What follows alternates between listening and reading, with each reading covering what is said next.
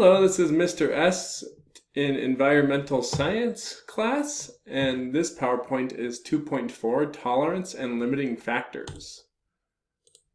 And so the objectives and essential knowledge and skills are described below. So the learning objective is to describe ecological tolerance, simple as that. And the suggested skill for the environmental science class is to analyze text. So you're going to analyze an author's claim at the end of this lecture.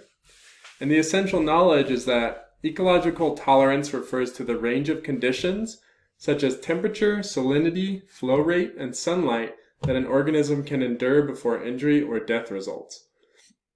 Ecological tolerance can apply to individuals and to species. All right. So the range of tolerance is where populations thrive within certain ranges of abiotic factors or non-living, such as pH, temperature, light, amount of moisture, etc.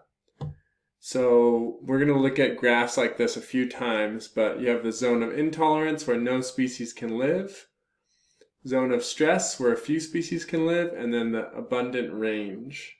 So maybe this is the temperature and it's too cold for animals on this side here. Then few species, some are living there, and then there's a lot in this optimal range.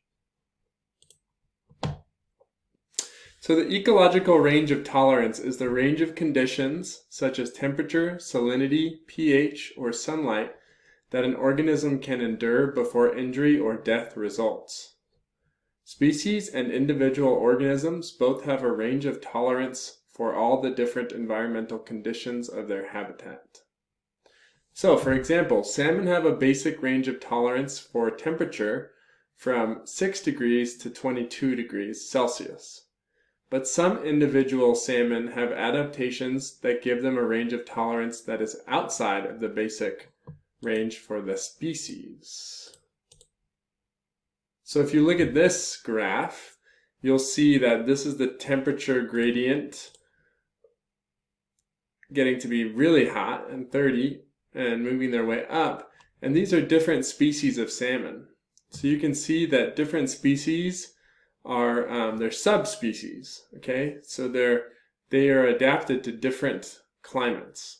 And this is aerobic scope, meaning how much oxygen they're able to use, their tolerance, and you can see that they all have a different ability to live in different temperatures and with different amounts of oxygen, and this is the amount of them that live. So you can see that these are the zones of tolerance where they're barely surviving on either end, and then they have their perfect range where the graph goes up.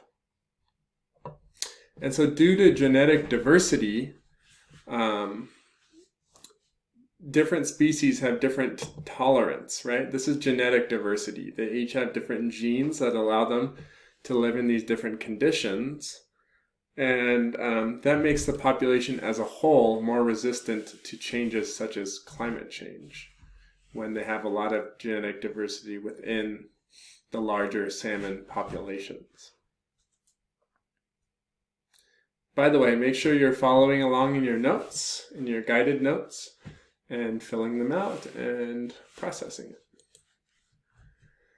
So then we have ecological range of tolerance zones. So the optimal range is where organisms survive, grow, and reproduce, like we said before. Here's the optimum range. Then we have the zone of physiological stress, where the range where organisms survive but experience some stress such as infertility, lack of growth, decreased activity. Here. So that might be it's too alkaline or too acidic. They might need the right pH. Plants need a perfect pH or acidity. Or the temperature, it might be too hot or too cold. So if it's freezing, a lot of plants can't live there. If it's really cold, some plants might be able to live there, but not all. And then if it's, Albuquerque fall time weather, most plants will thrive there. Okay? And the zone of intolerance is range where organisms will die due to thermal shock or temperature shock, suffocation, lack of food, water, oxygen.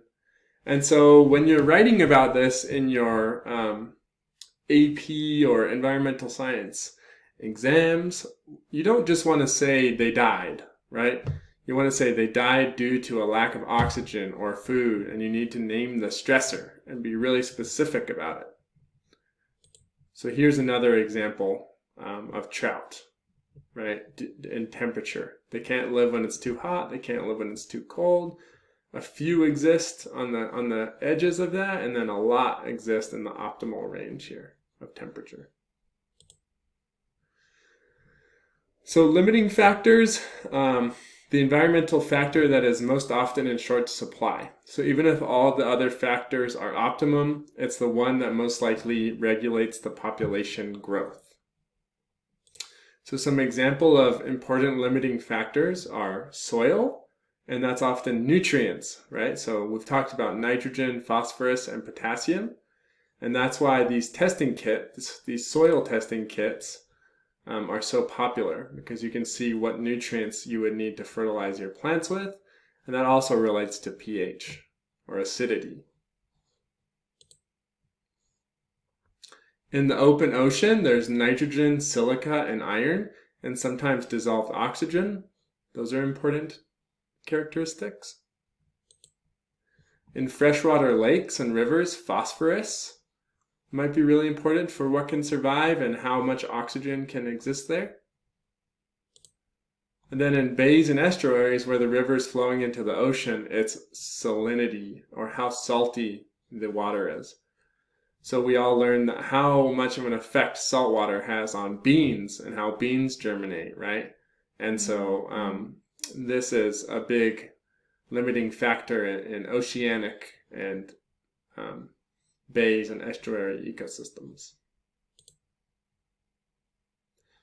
What do you think is a limiting factor for organisms in these habitats? Take a second and think about it. What about the difference of these? What are the limiting factors? For this one, the rainforest floor, keyword, you don't get a lot of light, right? Because there's a huge canopy blocking the sun. So all of these things are competing for light. That's a limiting resource. In the desert, what's the limiting resource? Ready? Say it out loud. Water, obviously. And in a fish tank, you need oxygen, right? Some fish can live in that water, like betta fish and stuff, but most of them need a little pump to oxygenate the water. If a limiting factor or limiting nutrient is the only thing holding back an algae population, what happens when a lot of it is added at once? So let's say algae depends on phosphorus or nitrogen in the water supply in order to grow, and that's its only limiting nutrient, otherwise it'll dominate. You get an algal bloom. Okay? Now, the free response questions, as we saw in the last test, are very challenging and very specific. So I'm going to give you some tips on how to incorporate this type of information into them. So on the FRQs about human activities or natural events that cause environmental disturbance, connect the answer to the ecological range of tolerance. If possible, connect human activity to climate. So like electricity generation, transportation, agriculture, they all release CO2, which cause climate change and global warming. And global warming shifts temperatures outside the range of tolerance for many tree species, causing their populations to decline. Do you see how specific that is? You're using this concept, and they really like it. The graders like if you connect it to an official concept.